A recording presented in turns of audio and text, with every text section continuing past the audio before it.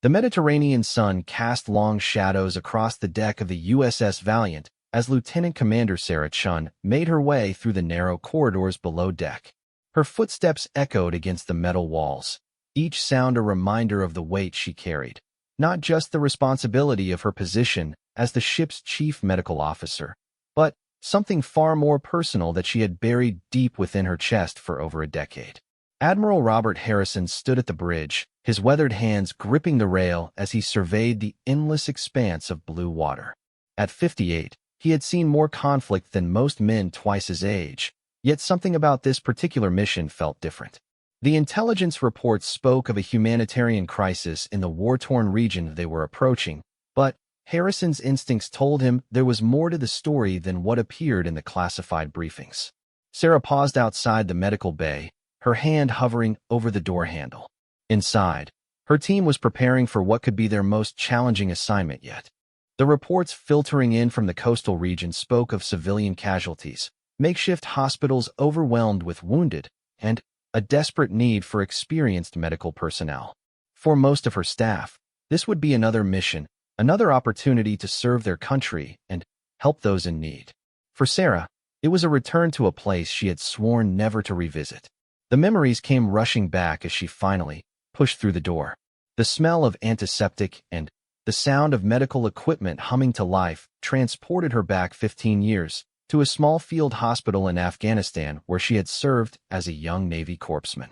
Back then, she had been full of idealism and determination, believing that her medical training could make a difference in the chaos of war. She had been unprepared for what she would witness, and, more importantly, what she would endure. Commander Chen? The voice of hospital corpsman First Class Martinez broke through her reverie. The Admiral has requested a briefing on our medical readiness status. Sarah nodded, forcing herself back to the present. Have the team leaders prepare their reports. I'll meet with Admiral Harrison in his quarters in 30 minutes. As Martinez hurried away to relay the orders, Sarah found herself alone with her thoughts once again. She had worked hard to build her reputation as one of the Navy's most competent medical officers, earning respect through her clinical expertise and leadership abilities. Few people knew about her past beyond what appeared in her official service record. The commendations, the promotions, the stellar performance reviews. They told the story of a successful career, but they said nothing about the scars that crisscrossed her ribcage like a roadmap of survival. Admiral Harrison was reviewing intelligence reports when Sarah knocked on his door. Enter, he called, not looking up from the documents spread across his desk. When he finally raised his eyes, he was struck by the professionalism and competence that radiated from the woman before him. He had worked with many medical officers throughout his career, but there was something about Commander Chen that set her apart, a quiet strength that spoke of experience beyond her years. Admiral, you requested a medical readiness briefing, Sarah said, her voice steady and professional. Yes, Commander. Please have a seat. Harrison gestured to the chair across from his desk. I've been reviewing the situation reports from the region we're heading toward. The conditions are going to be challenging, to say the least. Sarah took the offered seat, her posture straight and attentive. My team is prepared for difficult conditions, sir. We've conducted extensive training for humanitarian operations, and our equipment is configured for field deployment. Harrison studied her face as she spoke, noting the confidence in her voice, but also detecting something else, a flicker of something deeper that she was working hard to conceal. Commander, I've read your service record. You've served in combat zones before, but this situation may present unique challenges. The intelligence suggests we're looking at a population that has been subjected to systematic violence. There may be evidence of war crimes, torture, mass casualties. The words hit Sarah like physical blows, each one triggering memories she had spent years trying to suppress. She maintained her composure, but Harrison's trained eye caught the subtle tension that appeared around her eyes. I understand, Admiral. My team and I are prepared to provide medical care regardless of the circumstances we encounter. I'm not questioning your team's capabilities, Commander. I'm asking about you personally. Are you prepared for what we might find there? Harrison leaned back in his chair, his expression softening slightly. In his years of command, he had learned to read people, to sense when someone was carrying more than they showed on the surface. Sarah felt the familiar tightness in her chest, the way her breathing became slightly more shallow whenever someone probed too deeply into her readiness for combat situations. With respect, Admiral, my personal preparedness is not a factor. My responsibility is to my patients and my team, and I take that responsibility seriously. Harrison nodded slowly, but he wasn't entirely satisfied with her answer. Commander, I've been in command long enough to know that sometimes our past experiences can affect our present performance, especially in high-stress situations. If there's anything I should know about your readiness for this mission, there isn't, sir. Sarah's response came perhaps a bit too quickly, a bit too firmly. She realized her mistake immediately and worked to soften her tone. I mean to say, Admiral, that I'm fully prepared for this deployment. My team is ready, our equipment is ready, and we're prepared to serve wherever we're needed. The conversation continued for another 20 minutes, covering logistics, supply requirements, and coordination with other departments. Throughout the discussion, Harrison found himself observing Sarah more carefully than usual. There was something about her responses to certain topics, anything related to prisoner care, treatment of torture victims, or long-term medical support for trauma survivors, that suggested personal experience rather than just professional knowledge. After Sarah left his quarters, Harrison sat alone with his thoughts. He had commanded enough missions to know that secrets had a way of surfacing under pressure, and he suspected that Commander Chun was carrying something significant. The question was whether whatever she was hiding would help or hinder the mission they were about to undertake. Meanwhile, Sarah returned to the medical bay to find her team in the final stages of preparation.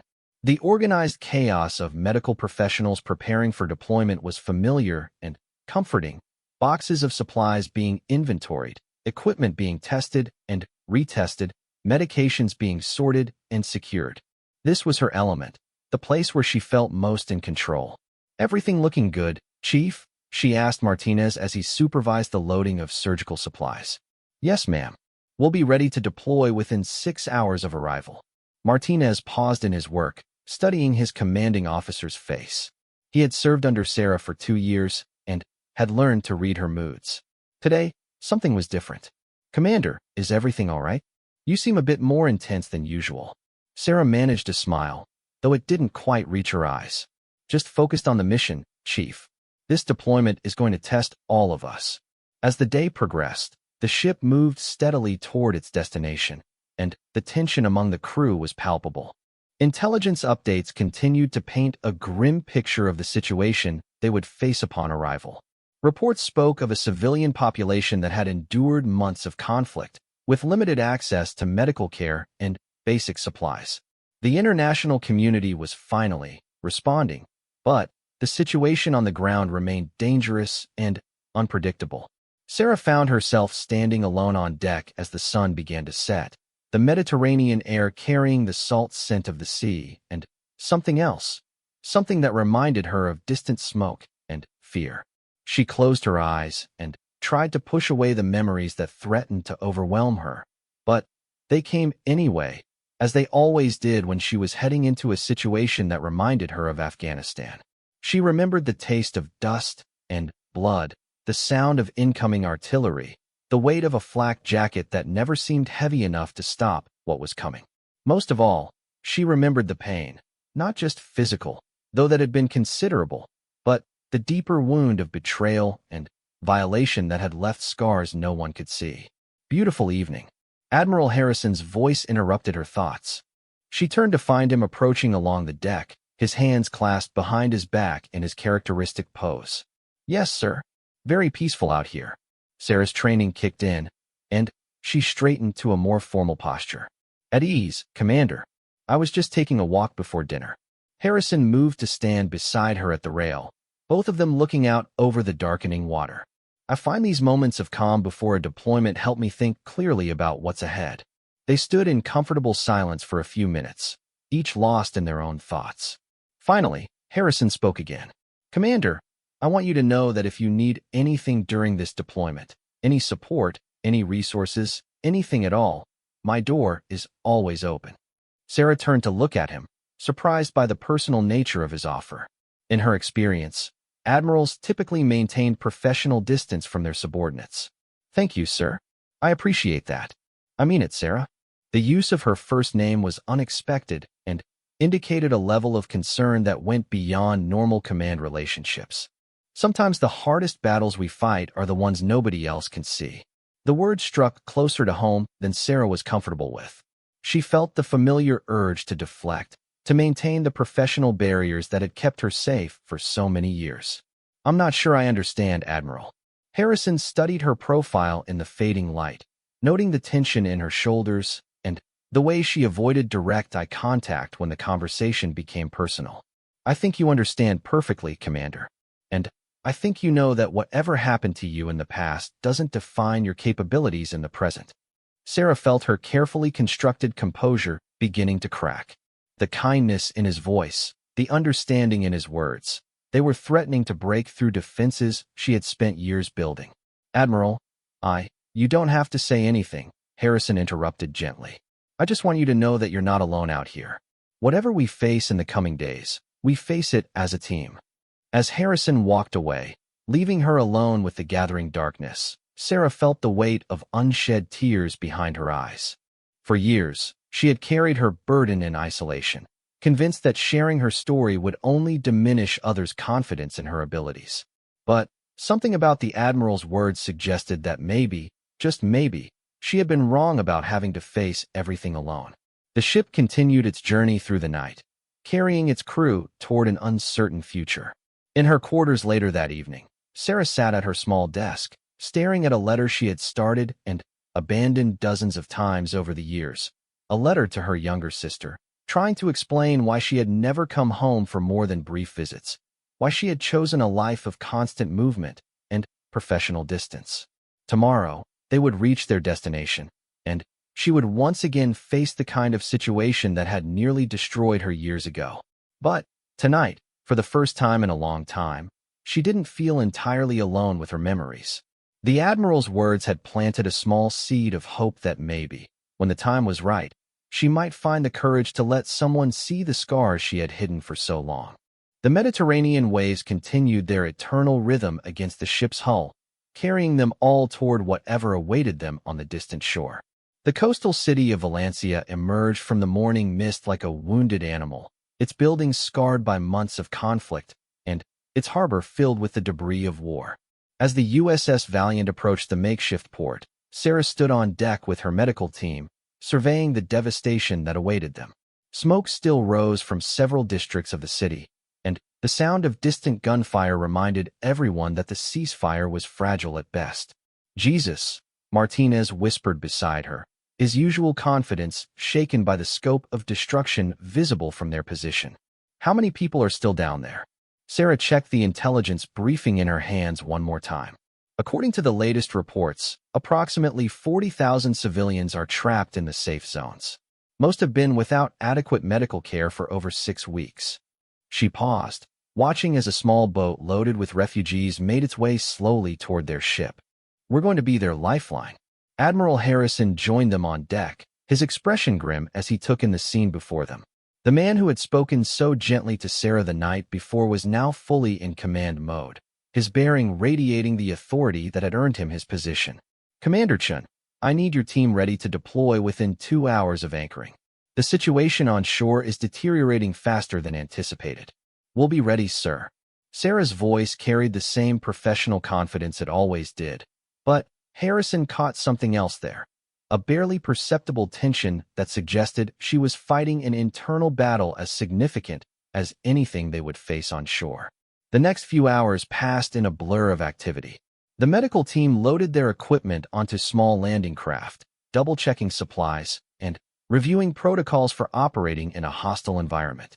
Sarah moved through the preparations with practiced efficiency, but Harrison noticed that she seemed to avoid looking directly toward the shore, as if the sight of the damaged city was triggering something she was working hard to suppress. The landing zone was a partially destroyed pier on the eastern edge of the city, chosen because it offered some protection from sniper fire while still providing access to the main civilian areas. As their boat approached the shore, the sound of small arms fire became more distinct, punctuated by the occasional rumble of heavy weapons from somewhere deeper in the city. Stay close to the medical supplies, Sarah instructed her team as they prepared to disembark. We move quickly to the designated safe house, establish our primary aid station, and begin triage immediately. Remember, we're here to save lives, not to take sides in the conflict. The safe house turned out to be a partially collapsed school building that had been converted into a refugee center.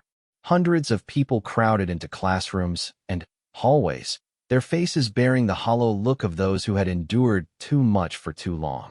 Children cried in their mothers' arms. Elderly men sat staring at nothing, and the wounded lay on makeshift beds with bandages that hadn't been changed in days. Sarah felt her breath catch as she entered the main hall and saw the scope of human suffering before her.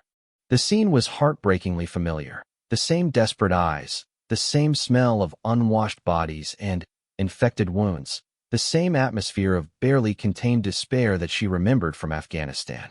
For a moment, she felt 15 years younger and infinitely more vulnerable.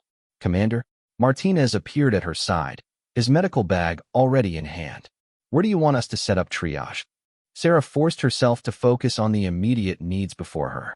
Clear that classroom on the left for critical cases. Set up the surgery station in the room next to it. Walking wounded can be treated in the main hallway. She paused, scanning the crowd of refugees. And, Martinez, we're going to need to work fast. Some of these people have been waiting for help for a very long time. The next 6 hours tested every skill Sarah had developed during her years of medical training. She moved from patient to patient, triaging injuries, performing emergency surgery, and coordinating care with her team. The work was exhausting and emotionally draining, but it also provided a welcome distraction from the memories that threatened to overwhelm her whenever she allowed her mind to wander. It was during a brief break in the afternoon that she encountered Maria Santos, a local nurse who had been working in the refugee center since the conflict began. Maria was in her early 30s, with dark hair pulled back in a practical ponytail and eyes that had seen too much suffering. Despite the exhaustion that lined her face, she moved through the crowded rooms with gentle efficiency, offering comfort where medical intervention was no longer possible. "You're the American doctor?" Maria asked in accented English as Sarah checked on a young boy with a severe leg wound. "Lieutenant Commander Chun, U.S. Navy," Sarah replied, not looking up from her patient. "Are you the local medical coordinator?" "Maria Santos. I've been running what passes for medical care here since the main hospital was bombed 3 months ago." Maria knelt beside Sarah, helping to hold the boy still as she examined his wound. "We're very grateful for your help. Many of these people would not survive without proper surgery." As they worked together over the next few hours, Sarah found herself impressed by Maria's skill and dedication. Despite having limited supplies and working under impossible conditions, the local nurse had managed to keep dozens of people alive through the worst of the conflict. More importantly, she seemed to understand something about trauma that went beyond just physical wounds. "You've seen this before," Maria observed during a quiet moment when they were both catching their breath between patients. "Not just medical trauma, I mean the human cost of war. You understand it in a way that's personal." Sarah felt that familiar tightness in her chest, the defensive response that always arose when someone probed too deeply into her past. "I've served in combat zones before. It's part of military medicine." Maria studied her carefully, her nurse's intuition picking up on the subtle signs of someone carrying hidden wounds. "It's more than that, though, isn't it? The way you work with certain patients, the ones who've been tortured, the women who won't let male doctors touch them. You understand their fear." The conversation was interrupted by commotion near the entrance of the safe house. Admiral Harrison had arrived for his scheduled inspection of the medical operations, accompanied by a small security detail and several other officers. Sarah felt a mix of relief and anxiety as she watched him survey the scene. Relief because his presence meant additional resources, and support, anxiety because she wasn't sure how long she could maintain her professional composure in this environment. "Commander Chun." Harrison approached her with the measured stride of a commanding officer conducting official business. "I need a status report on your operations." "We've treated approximately 120 patients since arrival," Sarah reported, her voice steady despite the emotional toll of the day. 43 required immediate surgical intervention, and we've established ongoing care protocols for chronic conditions. The local medical staff has been invaluable in helping us understand the specific needs of this population. Harrison nodded, but his attention was drawn to something else. The way Sarah's hands trembled almost imperceptibly as she delivered her report, and the way she seemed to position herself with her back to the wall whenever possible. These were subtle signs, but they suggested someone who was operating under significant stress. "What are the biggest challenges you're facing?" he asked, though he suspected the answer went beyond just medical logistics. "Supplies are adequate for now, but if we continue at this pace, we'll need resupply within 72 hours, Sarah replied. "The bigger challenge is the psychological trauma. Many of these people have endured experiences that will require long-term support beyond what we can provide in a field hospital setting." As if to underscore her point, a commotion erupted across the room where Maria was trying to examine a young woman who had just arrived at the refugee center. The woman was clearly terrified, flinching away from any attempt at physical contact and speaking rapidly in a dialect that none of the translators could fully understand. "She's been held for 3 weeks," Maria explained quietly as Sarah and Harrison approached. "The men who had her, they did terrible things. She needs medical attention, but she won't let anyone touch her." Sarah felt her heart rate increase as she watched the frightened woman. The terror in her eyes was achingly familiar, triggering memories that Sarah had spent years trying to suppress. She knew that look, understood that particular kind of fear that came from having your body violated and your sense of safety shattered. "Let me try," Sarah said quietly, moving slowly toward the woman. She kept her movements deliberate and non-threatening, speaking in a soft voice even though she knew the woman probably couldn't understand her words. "It's okay. You're safe now. No one is going to hurt you." Something in Sarah's tone, or perhaps the way she approached without trying to touch or constrain the woman, seemed to have a calming effect. The woman's frantic speech slowed, and she began to respond to Sarah's gentle questions through the translator. Admiral Harrison watched the interaction with growing understanding. The way Sarah worked with the traumatized woman wasn't just professional competence. It was the kind of intuitive understanding that came from personal experience. Her movements, her voice, even the positioning of her body all spoke of someone who knew exactly what it felt like to be where that woman was now. Over the next hour, Sarah managed to gain enough trust to conduct a basic medical examination. The woman's injuries were consistent with prolonged physical and sexual abuse, and she would need extensive medical care and psychological support. As Sarah worked, she felt the familiar knot of rage and helplessness that always accompanied cases like this. Rage at the people who could inflict such suffering, helplessness in the face of trauma that no medical intervention could fully heal. "Commander," Admiral Harrison's quiet voice interrupted her thoughts. He was standing close enough that only she could hear him. "I need to speak with you privately when you have a moment." Sarah nodded, though something in his tone made her stomach tighten with apprehension. She finished with her patient, ensuring that Maria understood the ongoing care requirements, and then followed Harrison to a small office that had been set up as a command center. "Close the door," Harrison said, his command voice replaced by something gentler but no less serious. When Sarah complied, he studied her face carefully before speaking again. "I need to ask you something, and I need you to be completely honest with me." Sarah felt her carefully maintained composure beginning to crack. "Admiral, if this is about my performance, it's not about your performance. You're doing exceptional work here, beyond what I could have hoped for." Harrison moved to stand directly in front of her, his expression serious but not unkind. "But I'm concerned about you personally. The way you work with certain types of trauma cases, the way you understand what these victims are going through, it suggests personal experience." The words hung in the air between them like a challenge. Sarah felt trapped, caught between her years of training to maintain professional distance and a growing realization that her secrets might finally be exposed. "I don't know what you mean, sir." Harrison's expression softened further. "Sarah, I've commanded men and women in combat for over 20 years. I know what it looks like when someone is carrying wounds that never fully healed. I'm not asking as your commanding officer right now. I'm asking as someone who's concerned about a valued member of my crew." The kindness in his voice was almost more than Sarah could bear. For years, she had hidden behind her professional competence, using her medical expertise as a shield against having to confront her own trauma.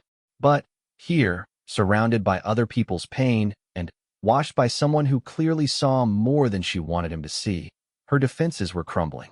"Admiral, she began, then stopped, her voice catching in her throat. "Take your time," Harrison said quietly. "Whatever you need to tell me, I'm listening." Sarah looked down at her hands, noting the way they trembled slightly despite her efforts to control them. Around them, the sounds of the refugee center continued. Crying children, quiet conversations, the soft footsteps of medical personnel moving between patients. It was a soundtrack that was simultaneously foreign and achingly familiar. 15 years ago, I was serving as a corpsman with a Marine unit in Afghanistan. She began slowly, her voice barely above a whisper. We were providing medical support for a village stabilization mission in Kandahar province. Harrison nodded encouragingly but said nothing, sensing that any interruption might cause her to retreat back into professional silence. "The intelligence was wrong," Sarah continued, her words coming faster now as if she needed to get them out before she lost her nerve. "The village wasn't secure. The Taliban had been using it as a base for months, and our presence gave them an opportunity they'd been waiting for." She paused, lost in memories that were as vivid now as they had been 15 years ago. The smell of smoke and dust, the sound of automatic weapons fire, the screams of wounded Marines calling for medical aid. But those weren't the memories that woke her up at night.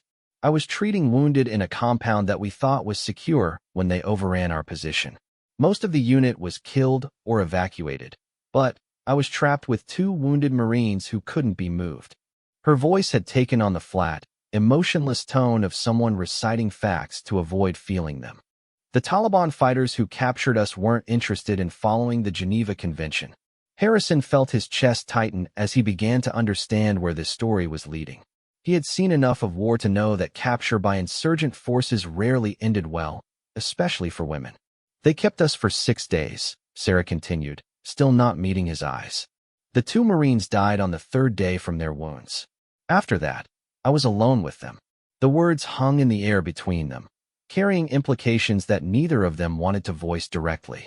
Harrison understood now why certain types of trauma cases seemed to affect Sarah so deeply, why she had such intuitive understanding of what victims needed to feel safe. "A rescue team finally located us," Sarah said, her voice growing stronger as she neared the end of her story. "By then, I had injuries that required extensive surgery and months of recovery. The physical wounds healed, but the other wounds didn't," Harrison finished gently. Sarah finally looked up at him, and, for the first time since he had known her, her professional mask was completely gone. In its place was raw vulnerability and a pain that had been carried in isolation for far too long. "I've never told anyone the complete story before. Not my family, not the Navy psychiatrists, not anyone." Harrison felt the weight of her trust settling on his shoulders.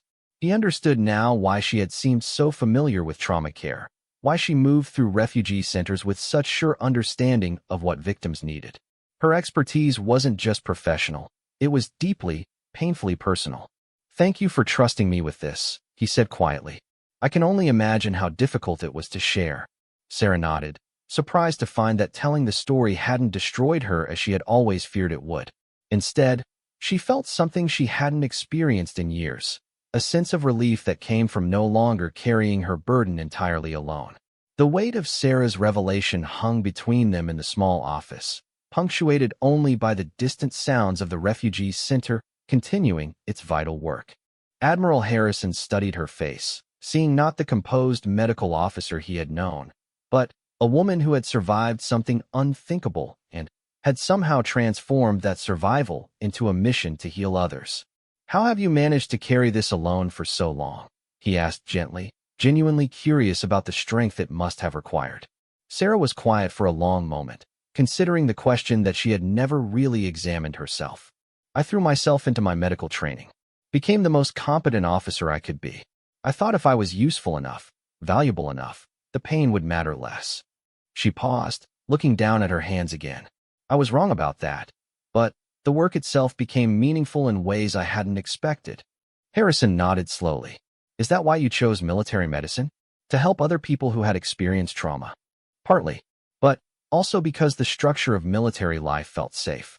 Clear rules, defined hierarchies, predictable routines.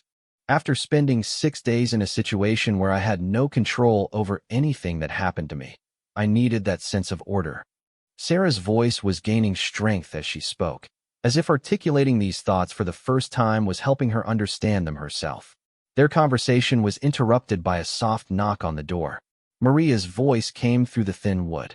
Commander Chin, I'm sorry to disturb you, but we have a situation that requires your attention. Sarah immediately shifted back into professional mode, though Harrison noticed that some of the tension had left her shoulders. What's the nature of the emergency? A group of refugees just arrived from the northern districts. Among them are several women who appear to have been held captive. They're in very poor condition, and they won't allow any of the male medical staff to examine them.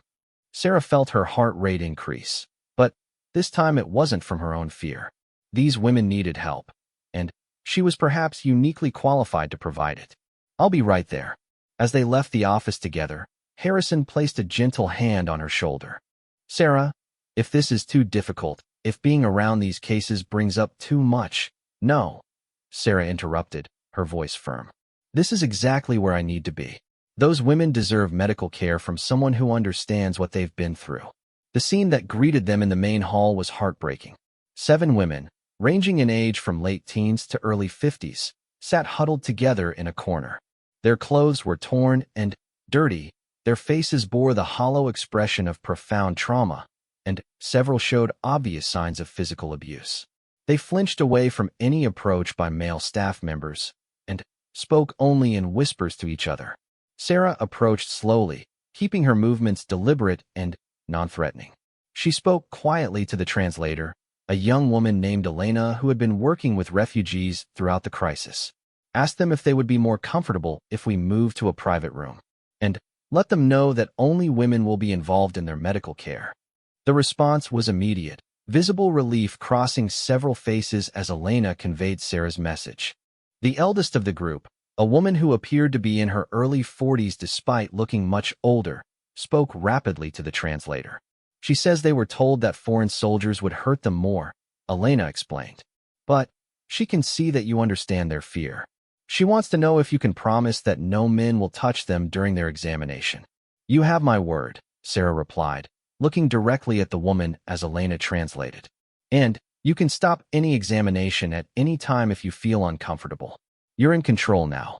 The process of moving the women to a private examination room took nearly an hour, as each step had to be explained and agreed upon beforehand.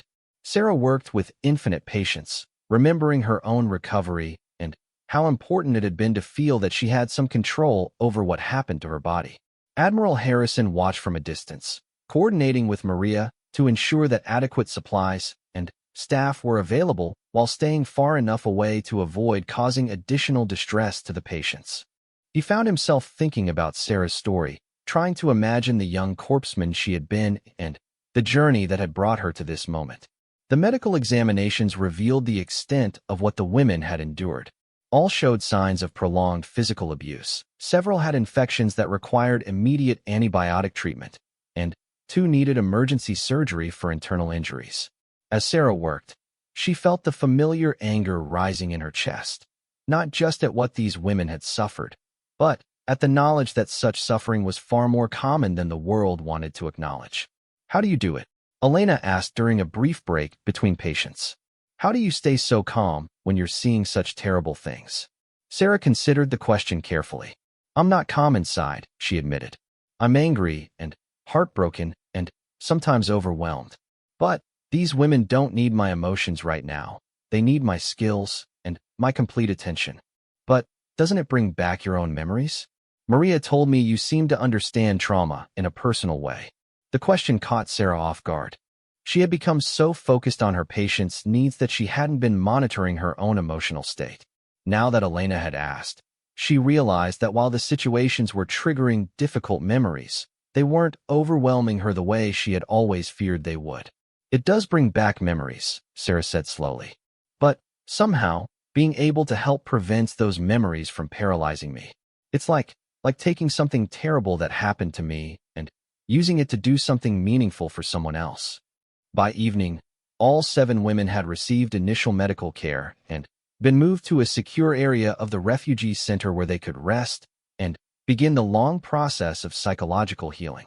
Sarah found herself emotionally and physically exhausted, but also experiencing something she hadn't felt in years, a sense that her own trauma had been transformed into something that could help others heal. She was sitting alone in the small office, completing medical records, when Admiral Harrison returned from his inspection of the security perimeter. He took one look at her face and could see the toll that the day had taken. "How are you holding up?" he asked, settling into the chair across from her. "Tired," Sarah admitted. "But also something else. Something I can't quite name." Harrison studied her thoughtfully. "You saved lives today. Not just with your medical skills, but with your understanding of what those women needed to feel safe. That's not something that can be taught in medical school." Sarah looked up from her paperwork, meeting his eyes directly for the first time since their earlier conversation. "I keep thinking about all the years I spent hiding from what happened to me. All the energy I put into making sure no one could see my scars. And today, those scars were the very thing that allowed me to help those women. Have you ever considered that maybe hiding wasn't the right approach?" Harrison asked gently. "That maybe your experiences could be valuable to other survivors?" The question hung in the air between them, challenging assumptions that Sarah had held for 15 years. She had always believed that her trauma was something to be overcome and forgotten, not something that could be transformed into a tool for healing others. "I don't know," she said honestly. "I've spent so long thinking of what happened to me as a weakness, something that made me damaged goods. The idea that it could be a strength instead is hard to accept."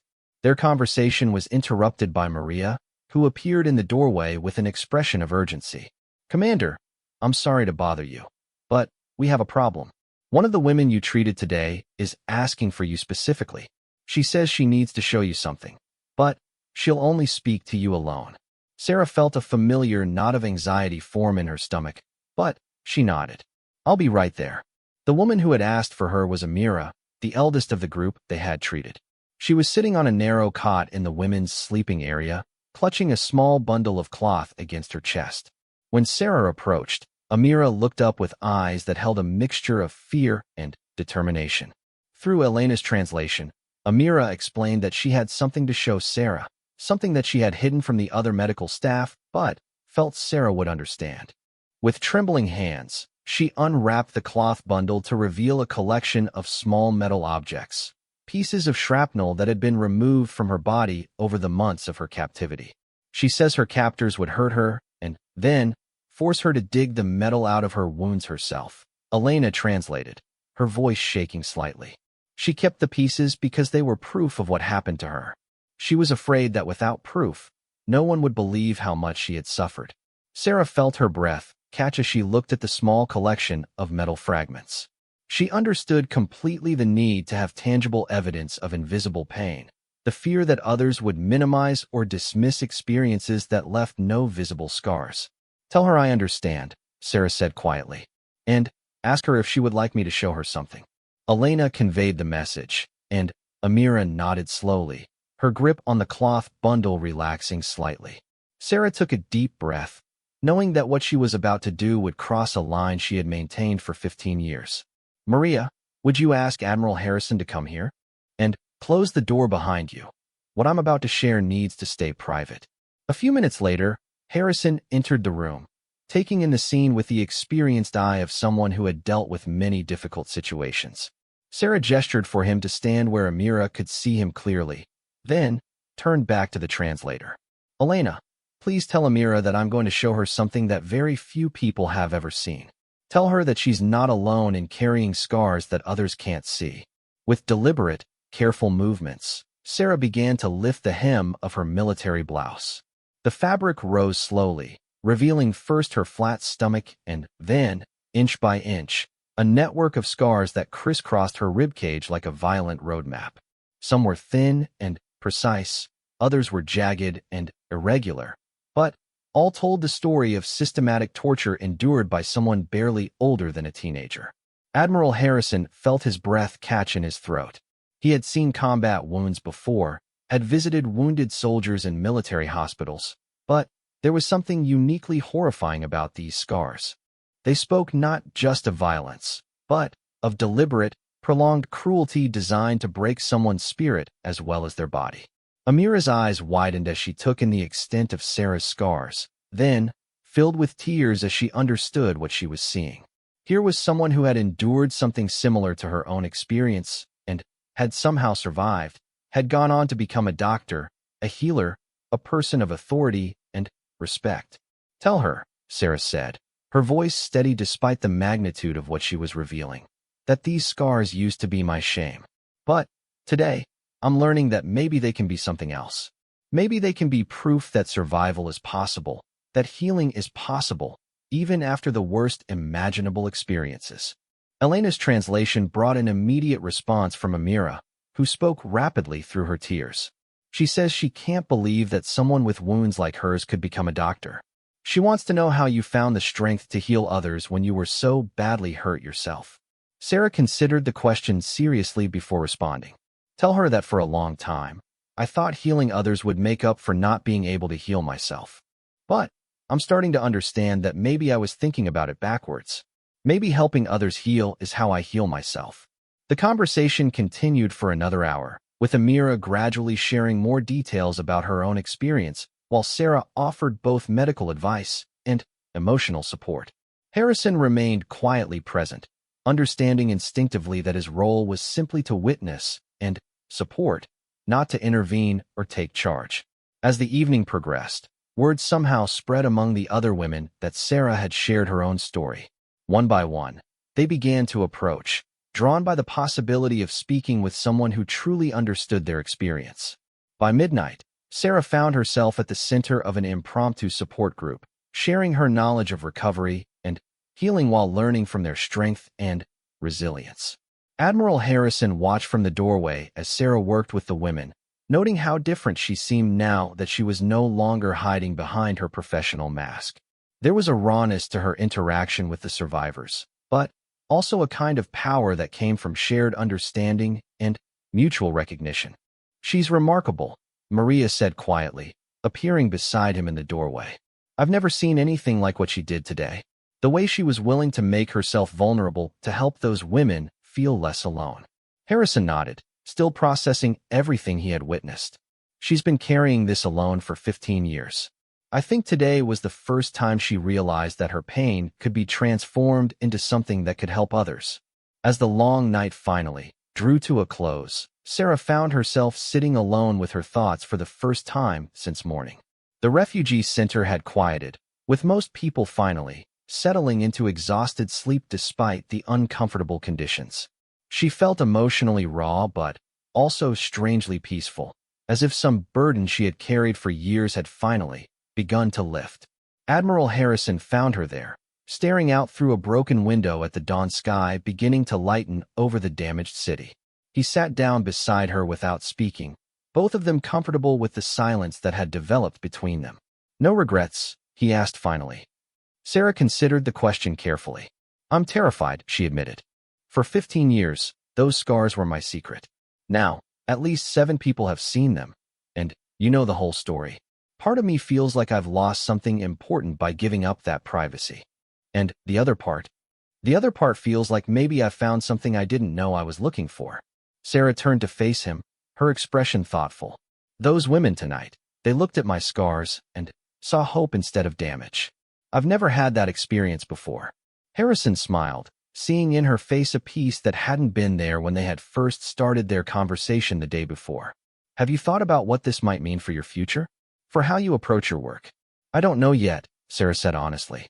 "But I think something fundamental has changed. I can't go back to hiding from what happened to me, and I'm not sure I want to." The sun continued to rise over the war-torn city, bringing with it the promise of another day of difficult work and challenging cases. But for the first time in 15 years, Sarah Chin felt ready to face that work not as someone trying to prove that her wounds didn't matter, but as someone who understood that sometimes our greatest wounds could become our greatest source of strength. 3 weeks had passed since that transformative night in the refugee center, and the USS Valiant was now heading back toward home port, carrying with it not just a crew who had completed a successful humanitarian mission, but also the profound changes that had occurred in the relationships between its members. Sarah stood on the deck in the early morning light, watching the familiar rhythm of the ocean and reflecting on how different she felt from the woman who had made this same voyage in the opposite direction. The medical mission had been extended twice as word spread throughout the region about the exceptional care being provided at the refugee center. Sarah's team had treated over 800 patients, performed dozens of emergency surgeries, and established ongoing care protocols that would continue long after their departure. But the statistics, impressive as they were, told only part of the story. More significant were the connections that had been formed and the healing that had taken place on levels deeper than the purely medical. Sarah had continued to work closely with trauma survivors, drawing on her own experience to provide not just clinical care, but genuine understanding.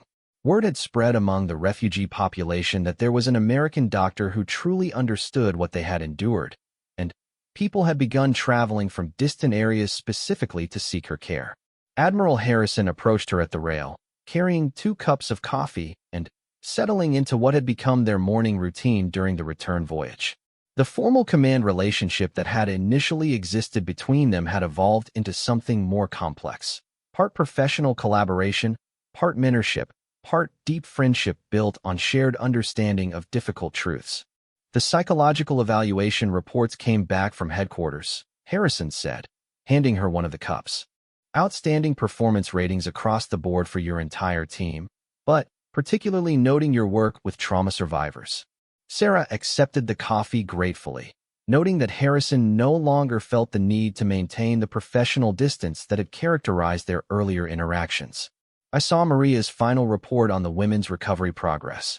6 of the 7 are showing significant improvement in their psychological assessments. And the 7th? She's decided to return to school to become a nurse. Says she wants to help other survivors the way we helped her. Sarah smiled, remembering the conversation she'd had with young Fatima just before their departure. She asked me to write her a recommendation letter for nursing school. Harrison nodded approvingly. That kind of impact goes far beyond what we could measure in any official report. He paused, studying Sarah's profile as she gazed out over the water. How are you feeling about returning to normal duty assignments? The question touched on something Sarah had been struggling with throughout the return voyage. For 3 weeks, her work had felt more meaningful and personally significant than anything she had done in her 15-year naval career. The thought of returning to routine medical duties, of going back to hiding her scars and her story, felt somehow wrong now. I've been thinking about that, she said slowly. I'm not sure normal duty is what I want anymore. What do you mean?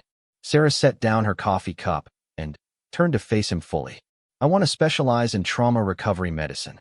Not just treating physical wounds, but working with survivors of torture, sexual violence, combat trauma, using my experience to help other people heal. Harrison had been expecting something like this conversation, but he was still struck by the transformation he was witnessing. The woman standing before him bore little resemblance to the professionally guarded officer he had first met. There was an openness to her now, a willingness to be vulnerable in service of a larger purpose. That would mean additional training, probably civilian education in psychology and trauma therapy. And it would mean being more open about your own experience than you've ever been before. I know, Sarah said, her voice carrying a certainty that hadn't been there 3 weeks earlier. I've been thinking about that too. I can't help other survivors if I'm still hiding from my own survival. Their conversation was interrupted by the approach of Hospital Corpsman Martinez, who had been looking for Sarah throughout the ship.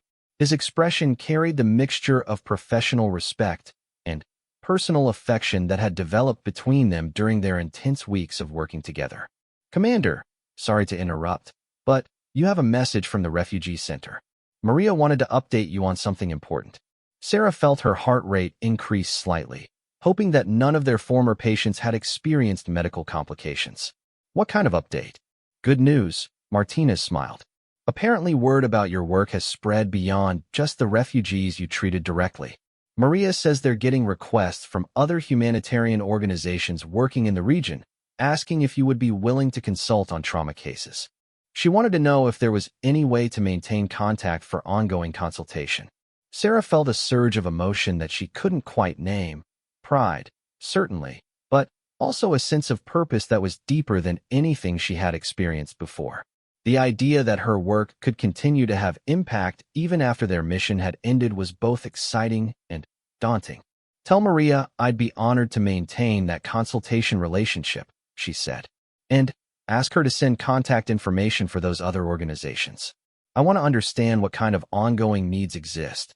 After Martinez left to relay the message, Harrison studied Sarah's face carefully. "You're really serious about this career change, aren't you?" "More serious than I've ever been about anything."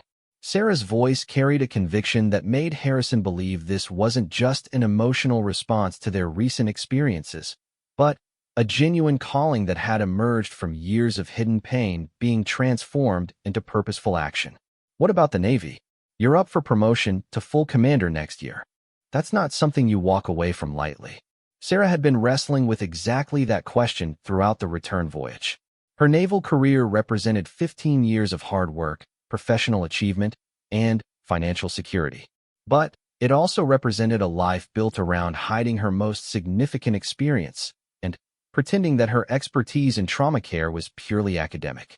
"I don't necessarily want to leave the Navy," she said thoughtfully, "but I want to find a way to do this work within military medicine, or at least with military support. There are thousands of veterans struggling with combat trauma, military sexual trauma, torture survivors from conflicts around the world. If I can use my experience to help them heal, that feels like the most important thing I could do with my life."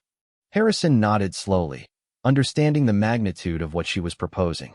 "You need to work with the Navy Medical Command to develop a new specialty program. That's not something that happens overnight, and it would require you to be very public about your own experiences." "I know, and 3 weeks ago, that would have terrified me.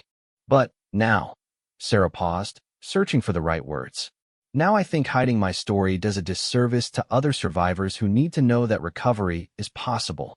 If my visibility can help even one person get the care they need, the loss of privacy is worth it." The conversation was interrupted by an announcement over the ship's public address system calling all senior staff to the wardroom for a meeting. As they made their way through the ship's corridors, Harrison found himself reflecting on the remarkable transformation he had witnessed. The woman walking beside him had somehow managed to transform 15 years of hidden trauma into a vision for a new kind of healing that could impact thousands of lives. The wardroom meeting focused on post-mission reports and transition planning as the ship prepared to return to port. As department heads discussed logistics and lessons learned, Harrison found his attention drawn to Sarah's contributions to the discussion. She spoke with authority and passion about the medical mission's success, but also with a broader perspective about the long-term needs of trauma survivors that went beyond what any single deployment could address. "Commander Chun," the ship's executive officer addressed her directly, "your work with the trauma survivors has generated significant interest at the Pentagon. There's been talk about developing new protocols for humanitarian deployments based on your approaches." Sarah felt a mix of excitement and apprehension. Military bureaucracy moved slowly, and she wasn't sure she wanted to wait for official policy changes when there were people who needed help right now. "I'd be honored to contribute to policy development, but I think there's also value in immediate action. The techniques we developed during this deployment could be implemented by existing medical teams with relatively minor additional training. Are you volunteering to develop that training program?" the executive officer asked with a slight smile. "Actually, yes, I am." Sarah's response surprised even her with its immediacy and certainty. "I think I am volunteering for exactly that."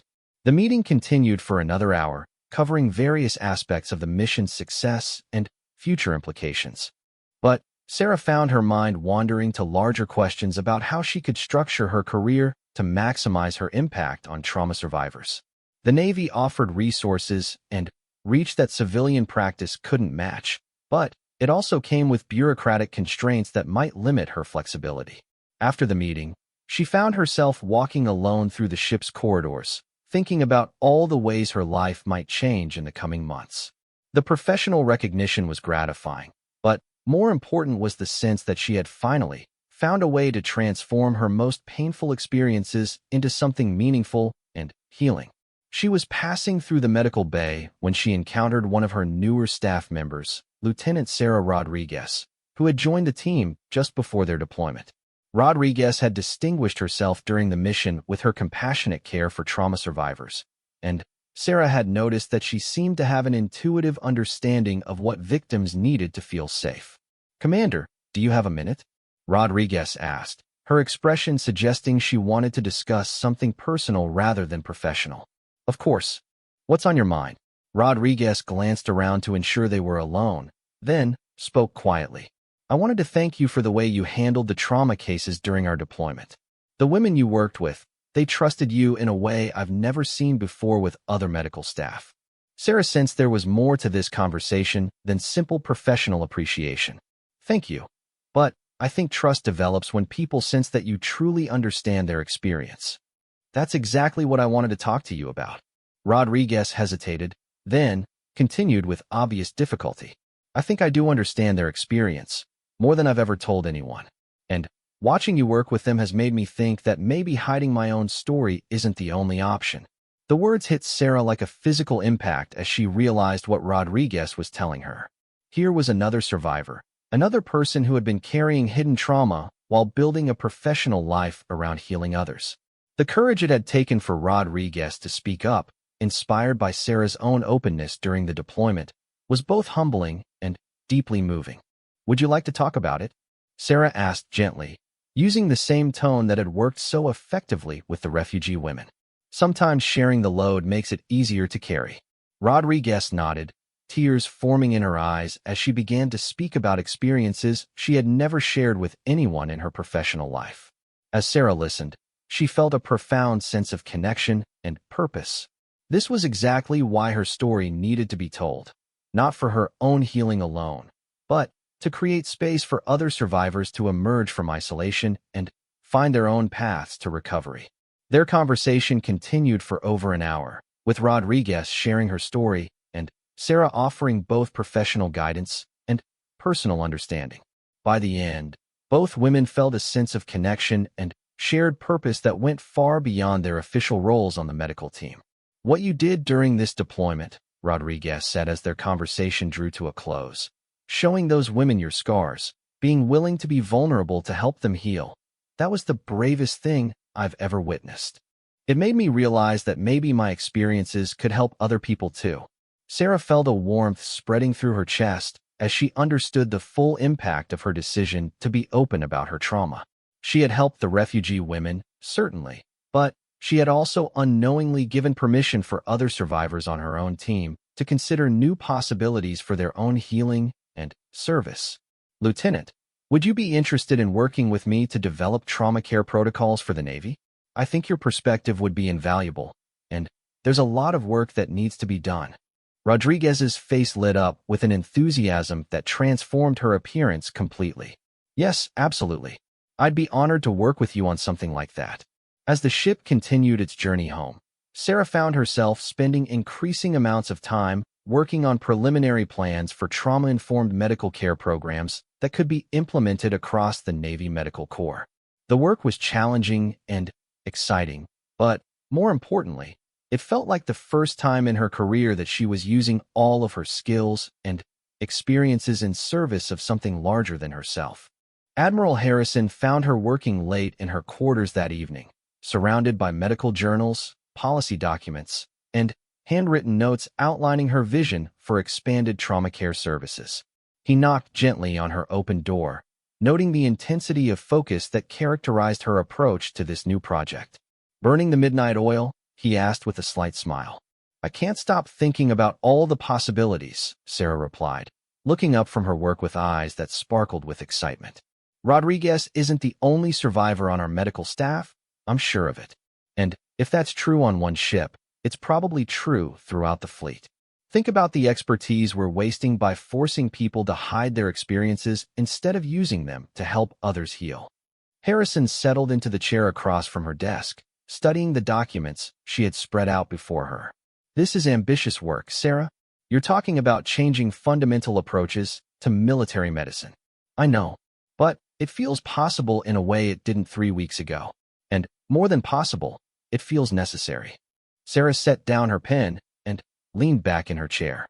I've been thinking about those women in the refugee center, and about Rodriguez, and about all the survivors who never get the care they need because the people treating them don't really understand what they've been through. And you think your visibility as a survivor could make a difference?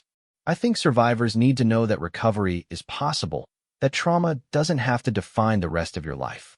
But they also need to know that the people treating them have some understanding of what they're going through. If my story can provide that understanding, or inspire other survivor healers to be open about their experiences, then, yes, I think it could make a huge difference. Harrison nodded slowly, impressed by the clarity of her vision and the determination in her voice. What's your next step? When we get back to port, I'm going to request a meeting with the Surgeon General. I want to propose a pilot program for trauma-informed care that includes training survivor healers to work with other survivors. It's a big ask, but I think the results from our deployment will support the proposal. And if the Navy isn't ready for that kind of innovation? Sarah smiled, and Harrison saw in her expression a confidence that hadn't been there when their voyage began. Then, I'll find another way to do the work. The Navy would be my preferred platform, but helping survivors heal is more important than any particular career path. The conversation continued late into the night, with Sarah outlining her vision in increasing detail and Harrison offering the kind of strategic advice that could help her navigate the complex bureaucracy of military medicine. By the time they finally said goodnight, both were convinced that they had witnessed the beginning of something that could transform how the military approached trauma care. As Sarah finally settled into her bunk for the night, she found herself thinking not about the challenges ahead, but about the refugee women who had looked at her scars and seen hope instead of damage. For 15 years, she had carried those scars as symbols of shame and weakness. Now, finally, she understood that they could be transformed into symbols of survival, recovery, and the possibility of using our deepest wounds to heal others. The USS Valiant continued its steady progress toward home, carrying with it not just the success of a completed mission, but the seeds of a transformation that could impact thousands of lives. In her quarters, Sarah Chun slept peacefully for the first time in 15 years, no longer haunted by memories of what had been done to her, but inspired by dreams of what she could do for others.